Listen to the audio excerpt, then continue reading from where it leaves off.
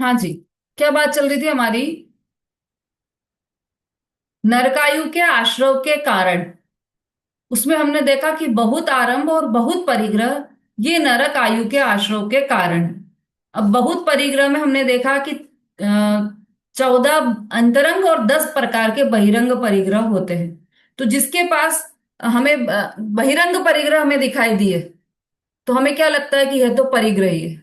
और जिसके पास बहिरंग परिग्रह ना हो, सोना चांदी ना हो, एक झोपड़ी में रह रहा हो या झोपड़ी भी नहीं हो, नग्न अवस्था में घूम रहा हो, तो क्या वह अपरिग्रही है कि नहीं? परिग्रह और अपरिग्रह होने का डिसीजन कैसे होगा कि उसमें अंतरंग परिग्रह भी ना हो, तब वह अपरिग्रही कहलाएगा। अंतरंग परिग्रह मिथ्यात्व, नौकषाय और चार कषाय, इस तरह से ये 14 प्रकार के अंतरंग परिग्रह, यदि वह नहीं होगा तो माना जाएगा कि यह अपरिग्रही है। यह वस्तु मेरी है, मैं इसका स्वामी हूं, ऐसा पर में अपनेपन का अभिमान, अथवा पर वस्तु में यह मेरी है ऐसा जो संकल्प है, सो परिग्रह है।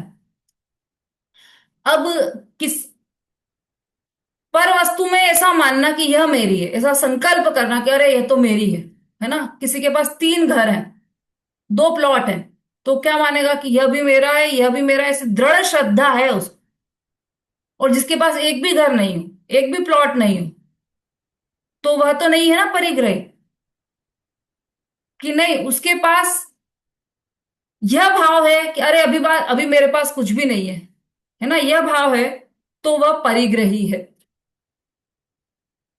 समझ में आ रहा है? उसके पास अभी परिग्रह नहीं है, मतलब उसके पास बाहर साधन नहीं है, तो वह अब अपरिग्रही, मतलब उसके पास परिग्रह नहीं है।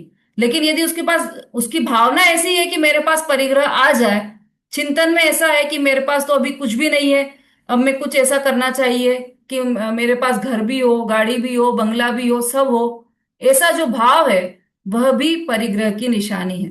तो बहुत आरंभ बहुत परिग्रह में, बहुत परिग्रह में केवल बाह्य धन धान्यादिक पदार्थों में ही परिग्रह नाम लागू होता है, यह बात नहीं है। बाह्य में किसी भी पदार्थ के न होने पर भी यदि भाव में ममत्व हो, तो वहां भी परिग्रह कहा जा सकता है। परिणामों से सारा, परिणामों से ही बंध है और परिणामों से ही मोक्ष है, गाथा है समय सार की। परिणाम से ही बंध है, परिणाम से ही मोक्ष है ना? तो वो उसके अनुसार यदि परिणामों में ममत्व है किंचित मात्र भी। अच्छा, हाँ। हाँ बोलिए शीला आंटी।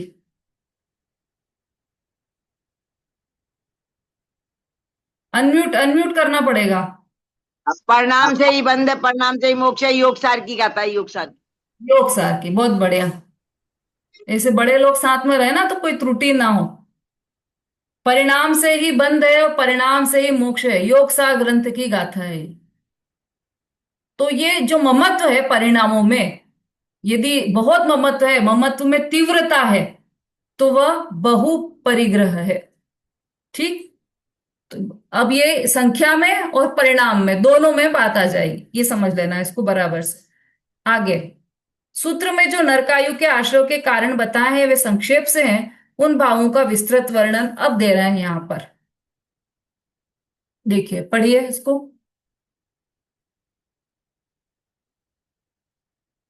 रेखा जी। जय जिनेन्द्र दीदी। हम्म। मिथ्या दर्शन सहित हीनाचार में तत्पर रहना, अत्यंत मान करना, शिला भेद की तरह अत्यंत तीव्र क्रोध करना, अत्यंत तीव्र लोभ का अनुराग करना, दया रहित परिणामों का होना, दूसरों को दुख देने का विचार रखना, जीवों को मारने तथा बांधने का भाव करना, जीवों के निरंतर घात करने का परिणाम रखना, जिसमें दूसरे प्राणी का वध हो ऐसे झूठ वचन बोलने का स्वभाव रखना, दूसरों के धन हरण करने का स्वभाव रखना, दूसरों की स्त्रियों को आलिंगन करने का स्वभाव रखना, मैथुन सेवन से विरक्त ना होना, अत्यंत आरंभ में इंद्रियों को लगाए रखना, काम भोगों की अभिलाषा को सदैव बढ़ाते रहना, शील सदाचार रहित स्वभाव रखना, अवक्ष वचन को ग्रहण करने अथवा कराने का भाव रखना, अधिक काल तक बैर बांधे रखना, महाक्रूर स्वभाव रखना, बिना विचारे रोने कूटने का स्वभाव रखना, देव गुरु शास्त्रों में मिथ्या दोष लगाना, ग्रस्त लेस्या के परिणाम रखना, रौद्र ध्यान में मरण करना। हम्म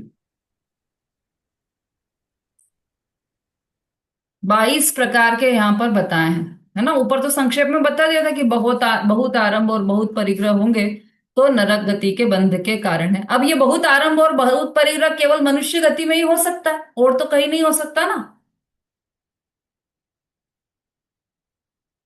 सभी गतियों में यह हो सकता है, बहुत आरंभ और बहुत परिग्रह के परिणाम। ठीक है, तभी तो फिर नरक आयु का बंध होगा। देखिए, मिथ्या दर्शन सहित हीनाचार में तत्पर रहना। मिथ्या दर्शन मतलब मिथ्या श्रद्धान, उल्टी मान्यता कि यह शरीर ही मैं हूं, और फिर उसके लिए हीन आचरण करे। क्या हीन आचरण करे? किसी भी प्रकार का हीन आचरण करे, मतलब आचरण में हीनता हो जिसके, कि नहीं मुझे तो क्या करूं उसके लिए, मतलब तर्क भी वैसे ही दे कि क्या करूं, मुझे तो स्वस्थ रहना है, तो मुझे तो उससे लड़ना ही पड़ता, मुझे तो खराब वचन बोलना ही पड़ते। खराब आचरण करना, मिथ्या दर्शन सहित हीनाचार में तत्पर रहना, पहला। दूसरा, अत्यंत मान करना। मान कषाय की तीव्रता होना, अत्यंत मान लगा लेना और अपने अपने में जोड़ते जाना ये कि क्या क्या है हमारे में, और हम कौन सी गति में जाने वाले हैं, यही डिसीजन हो जाएगा, क्योंकि अभी सभी गतियों का वर्णन आने वाला है। तो उसमें आप अपने आप को कहाँ स्थापित करते हैं, करते जाना। अत्यंत मान करना, शिलाभेद की तरह अत्यंत तीव्र क्रोध करना, अत्यंत तीव्र लोभ का अनुराग रखना। दो अलग अलग लिए, तीव्र क्रोध करना और क्रोध का अनुराग रखना कि हाँ मैं तो करता हूं क्रोध, अच्छी बात, अच्छा समझना उस क्रोध को। दया रहित परिणामों का होना, बिल्कुल निर्दयी हो जाना, एकदम निर्दयी, मतलब इतने निर्दयी, कभी कभी तो इतने निर्दयी हो जाना कि कितना भी कोई व्यक्ति रो रो कर, मतलब एकदम दुखित, दरिद्र, निर्धन, अपंग ऐसा व्यक्ति आए और उसका हृदय नहीं पसीजे, इतना कठोर पत्थर जैसा हृदय हो जाना। तो दया रहित परिणामों का होना, दूसरों को दुख देने का विचार रखना, किसी भी प्रकार से बस इसको दुख हो, जीवों को मारने का तथा बांधने का भाव करना कि हम तो नहीं करते। तो भाव की बात है, तुमने कभी नहीं बांधा हो, कभी नहीं मारा, वो बात अलग है, लेकिन परिणामों में तो कितनी बार आ गया होगा। कैसे आ गया कि नहीं हम तो, हमें तो कभी भी किसी को बांधने का विचार नहीं है, मारने का विचार नहीं है। अरे मूवी देखी कि नहीं देखी, पिक्चर देखते हो ना, सिनेमा देखते हो, तो उसमें हीरो और विलेन दो हो, तो जो हीरो है उसके हाथ में विलेन पकड़ा, पकड़ में आ गया। अब क्या लगता है अपने को कि बस अब इसको बांध देना चाहिए, अब इसको मार देना चाहिए, तुरंत विचार आ गया। तो ये बांधने और मारने का विचार, यही तो नरक आयु का कारण है। अभी हम हीरो की जगह अपन अपने आप को रख लेते हैं, उस समय इमेजिन करते हैं ना, तो हम हीरो की साइड वाले हो जाते हैं। तो हीरो की साइड, अब हीरो की साइड हो गए, तो जितने भी विलेन की साइड वाले हैं वो सब हमको दुश्मन लगते हैं, और उनमें से कोई भी आ गया तो चलो मारो काटो, ये हो जाता है। ये परिणाम हमारे चलते हैं। जीवों को मारने तथा बांधने का भाव रखना करना, जीवों के निरंतर घात करने का परिणाम रखना, जिसमें दूसरे प्राणी का वध हो ऐसे झूठे वचन बोलने का स्वभाव रखना, झूठ बोल दिया अब वो मर जा चाहे, दूसरों के धन हरण करने का स्वभाव रखना। और देखो आप इसमें किसी भी हद तक चिंतन करोगे आप तो निकलती ही जाएगी बातें, जैसे ये ना नवा पॉइंट, जिसमें दूसरे प्राणी का वध हो ऐसे झूठे वचन बोलने का स्वभाव रखना। तो इसमें वध केवल ऐसा ही नहीं कि पंचेंद्रिय जीव की ही बात है, एकेंद्रिय जीव का भी वध हो सकता है। अब ऐसा किया कि भिंडी भिंडी बनाई या मटर बनाए, तो उसमें तो इल्ली रहती है। अब किसी ने पूछा कि तुमने सोध लिए थे अच्छी तरह से बनाने से पहले, हाँ हाँ बस सब सोध लिए, चलो बनाओ।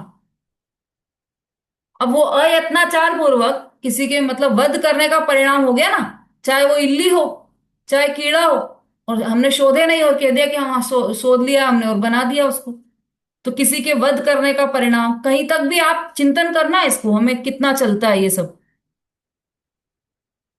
दूसरों के धन हरण करने का स्वभाव रखना, दूसरों की स्त्रियों को आलिंगन करने का स्वभाव रखना, स्त्री हो तो पुरुष, पुरुष हो तो स्त्री का समझ लेना। मैथुन सेवन से विरक्त न होना। मैथुन सेवन से विरक्त न होना मतलब अब प्रति समय तो मैथुन करेंगे नहीं, लेकिन उसकी काम वासना निरंतर बनी रहना। अत्यंत आरंभ में इंद्रियों को लगाए रखना, है ना, समझ में आ रही होगी ये सब बातें तो। रेगुलर मतलब हमारी दैनिक दिनचर्या की बातें हैं सारी। काम भोगों की अभिलाषा को सदैव बढ़ाते रहना। शील सदाचार रहित स्वभाव रखना, है ना, न न शील हो और सदाचार भी नहीं हो ऐसा स्वभाव रखना। अभक्ष भक्षण को ग्रहण करने अथवा कराने का भाव रखना, दोनों ही नरक गति का कारण है। कि नहीं हम तो नहीं करते, हम तो आलू प्याज नहीं खाते, हम तो जमीकन नहीं खाते, रात्रि भोजन नहीं करते, लेकिन अब मेहमान आ जाते हैं तो उनको खिला देते हैं। तो ये जो कराने का भाव है, उससे भी आप नरक में जा सकते हैं।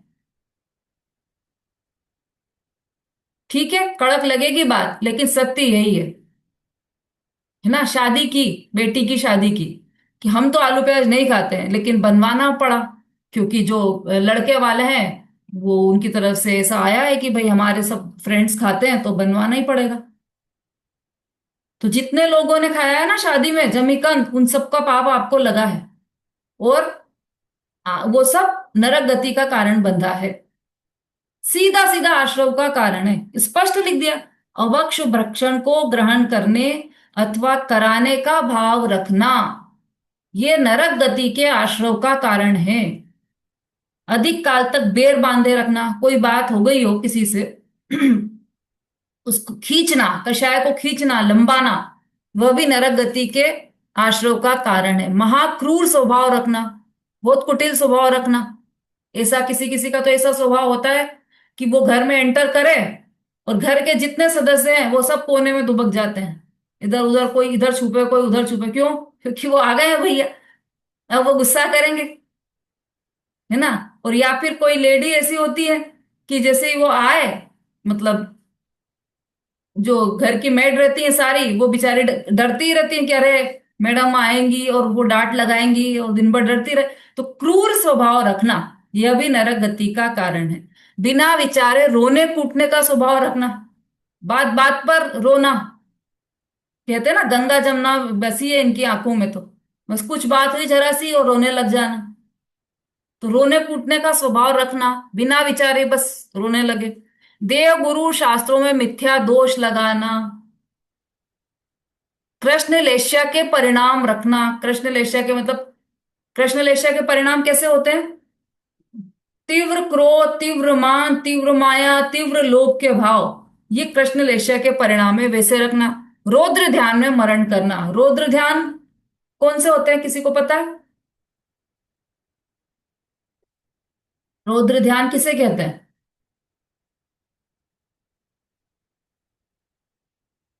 संगीता जी? पूरी खुश होना, प्रसन्नता, अधिक प्रसन्न होना, रौद्र ध्यान, वो 4 तरह के होते हैं। हाँ, कौन कौन से? हिंसानंदी, रसानंदी, चौर्यानंदी और परिग्रहानंदी। भेद तो सही बताया आपने। चलिए मंजू जी बोलिए। हाँ दीदी, मैं भी यही बताने वाली थी। हिंसा अच्छा, नंदी ठीक है ठीक है। नहीं, अगर उससे कुछ डिफरेंट है तो बोलिए मनी जी। जय जिनेन्द्र दीदी। हिंसा की हिंसा में आनंद माना, परिग्रह को इकट्ठा करके परिग्रह में परिग्रह भोगने में आनंद मानना, और झूठ मतलब झूठ बोल करके झूठ में आनंद मानना, इंसान हम्म, परिग्रह आनंद, और चोरी करके चोरी करने आनंद मानना। चार ठीक है, प्रकार। बिल्कुल सही। हाँ, मतलब उसमें आनंद मानना, हिंसा में आनंद मानना, दूसरे को दुख देख के आनंद मानना, ये सब रौद्र ध्यान है। ठीक है। तो ये रौद्र ध्यान में किसी का मरण हो जाए तो वह भी नरक गति में जाएगा। इत्यादि लक्षण वाले परिणाम नरकायु के कारण होते हैं। नरक आयु बंधती है इन परिणामों से। अब इसमें से हमारे कौन कौन से चल रहे हैं, कि कोई भी नहीं चल रहा हमारा तो। हाँ, हंसता हंसता करम बांध्या, ये वाला है ना भजन। हंसते हंसते ही कर्म बांध लेते हैं हम, बिल्कुल हल्के में लेते हैं। ये जो नरक आयु के आश्रव के कारण है, हमने पढ़ भी लिए, समझ भी लिए, लेकिन हमको क्या लगता है कि हाँ अपने को तो ये चल रहा है, लेकिन इसको हल्के में नहीं लेना भाई। नरक में कितना दुख उठाना पड़ेगा ये तो सोचो।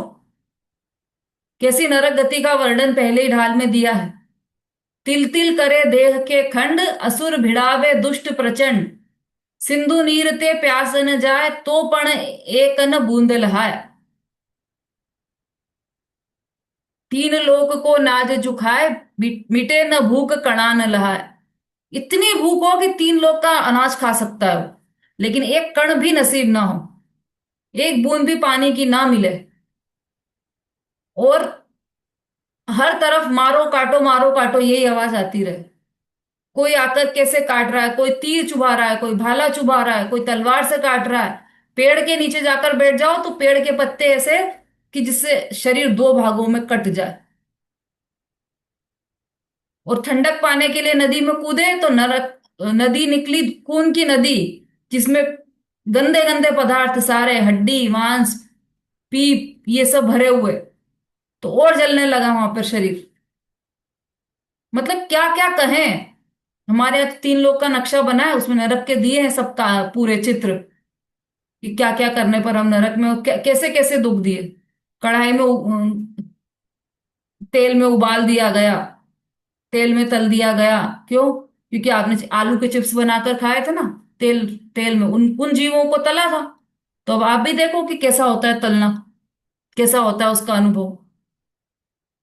बहुत गंभीर बात है ये। नरकायु के आश्रव के कारण हमें ये सब छोड़ने योग्य है। प्रयास करना चाहिए कि हम ये कुछ भी ना करें, ऐसे परिणाम ना हो हमारे। तीव्र क्रोध मान माया लोभ के परिणाम ना हो, बहुत आरंभ के परिणाम ना हो, बहुत परिग्रह के परिणाम ना हो। इसका हमें पूर्ण प्रयास करना चाहिए। चलिए, इसमें से किसी का कोई प्रश्न हो तो पूछ लीजिए।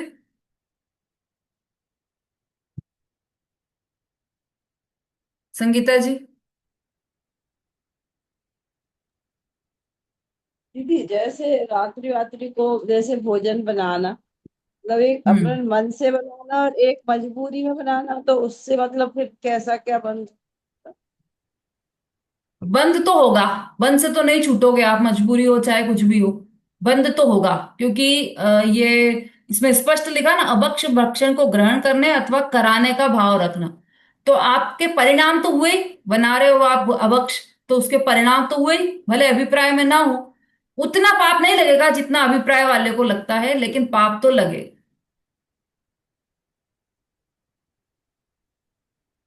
मंजू जी। दीदी मुझे यहाँ पूछना है, जो शुरुआत में आपने पढ़ा था ना, बहु हम्म। आरंभ परिग्रह का जो भाव है सो उपादान कारण है। ये उपादान कारण नहीं समझ में आ रहा मुझे।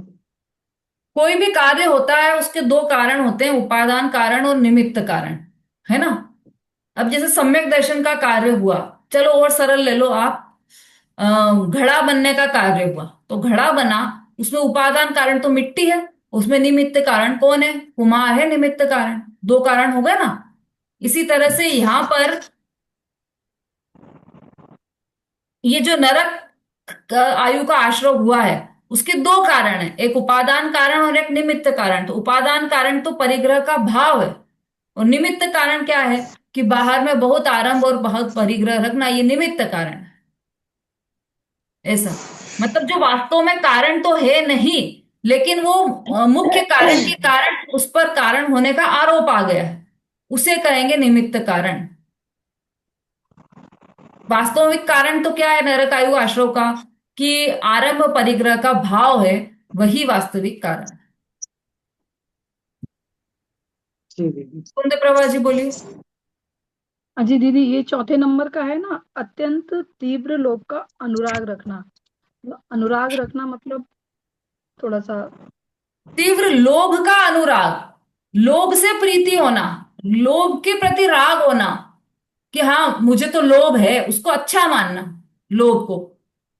और लोभ की, अरे मेरे में ऐसी एक क्या बोलते हैं उसको, एक मोटिवेशन चलना चाहिए, मेरे पास ऐसा लोभ होना चाहिए मेरे को कि इतना पैसा मेरे पास हो, तो उस लोभ को अच्छा समझना कि हाँ मैंने तो एक ऐसा लक्ष्य बना के रखा है कि मेरे 3 घर होंगे, मेरे 4 घर होंगे, तो ये जो लोभ है ना, उसको आप अच्छा मान रहे हो, वो नरकायु का आश्रव का कारण। बोलिए मनी जी। दीदी दो क्वेश्चन है, तो ये पहला जो है ना, मिथ्या दर्शन सहित हीनाचार में तत्पर, तो हीनाचार में तत्पर से मतलब क्या? और दूसरे की जैसे हमारे आगे कि भाई अन्न की, तो जैसे दूध, रबड़ी वगैरह, पानी वगैरह, ऐसे अलग वगैरह ऐसे दे देते हैं, तो उसमें कितना पुण्य पाप लगेगा? आपकी आवाज कट रही है, पहला क्वेश्चन तो आपका समझ में आ गया, ये जो पहला पॉइंट है मिथ्या दर्शन सहित हीनाचार में हाँ। तत्पर रहना। मिथ्या दर्शन, अच्छा। मिथ्या दर्शन मतलब मिथ्या मान्यता। आवाज आ रही है? अच्छा, आ रही है दीदी, आ रही है, अरे आ ये रही पता है, नहीं क्या, मुझे, हाँ हाँ ठीक है, 1 मिनट रुकिए आप जरा, आ ये रही है पता दीदी, नहीं। आ रही है, आ रही है, आ रही है आवाज। हाँ तो फिर चित्र दिख रहा है क्या? दिख रहा है दीदी, दिख रहा है, आवाज भी आ रही है साफ। पता नहीं, मुझे कुछ भी नहीं दिख आ रहा रही है। है। सुन लीजिए बस केवल आप, मिथ्या दर्शन सहित हाँ, आ मिथ्या रही है। मान्यता सहित हीनाचार में तत्पर होना, मतलब हीन आचरण करना, वही है हीनाचार में तत्पर रहना। ठीक है, दूसरा प्रश्न क्या था आपका? दूसरा दीदी ये था कि जैसे अन्न का तो त्याग है कि अन्न तो नहीं करो रात में, लेकिन जैसे फल फिर वगैरह, से बोलिए। मलाई वगैरह, ऐसी चीज जो दूध, दूध पानी वगैरह, रबड़ी या फलार वगैरह, ऐसी चीज रात में किसी को परोस देते हैं, दे देते हैं, खिला देते हैं, तो उसमें कितना पुण्य पाप लगेगा दीदी? हाँ हाँ, भाई देखो इसमें मुख्य रूप से तो अभक्ष भक्षण की बात कही अच्छा। है ना, इसमें तो जो अभक्ष भक्षण लिखा है, अभक्ष तो फिर जमीकंद आदि अभक्ष भक्षण है, उनका उनकी बात है। और रात्रि में खाना भी अभक्ष है, पर रात्रि में किसी को परोस दिया तो उसमें भी अभक्ष भक्षण का दोष लगेगा, अभक्ष भक्षण कराने का ही दोष लगेगा। अब वो अन्न हो चाहे कोई दूसरी चीज हो, पाप तो लगेगा। राजमार्ग तो अच्छा। नहीं है, वो है तो अपवाद मार्ग ही। ठीक। ठीक है, हाँ, पर चलिए दीदी जल्दी। इतना, हाँ बोलिए, कौन है, सरिता जी बोलिए। दीदी रात में जैसे 7-8 बजे के बाद दूध पानी लेने में भी पाप लगता है? बिल्कुल पाप लगता है, पानी पीने में भी पाप है। रात्रि में पानी पीना ऐसा है जैसे कि खून खून पीने के बराबर, नहीं, इतना जैसे पाप है। अपन 10 बजे तक पानी ले लेते हैं, दूध ले लेते हैं, तो उसमें पाप है? हाँ हाँ पाप है ना, बोला ना। अभिलाषा जी बोलिए। ना एक मिनट दीदी, इसमें जो तीसरा पॉइंट है, शिला भेद हम्म, की तरह अत्यंत तीव्र क्रोध करना, तो शिला भेद शब्द समझ में नहीं आ रहा। शिला मतलब मतलब शिला होती है ना, पत्थर की शिला। मतलब कैसे इसकी तुलना की, इसका रिलेशन समझ में नहीं आ रहा। क्यों नहीं यार? चलो कल कल इसका बता देंगे, इसकी बैटरी डाउन हो रही है ना, अभी यहीं पर एंड करते हैं, ये बिल्कुल बंद होने वाला है लैपटॉप। अभी यहीं जिनके प्रश्न है वो कल लीजिएगा। जावाणी के ज्ञान से सूझे लोकालोक, सो वाणी मस्तक नमूं सदा देत हूँ लोग। बोलिए जिनवाणी माता की जय, महान जैन धर्म की जय हो, आचार्य उमा स्वामी की जय।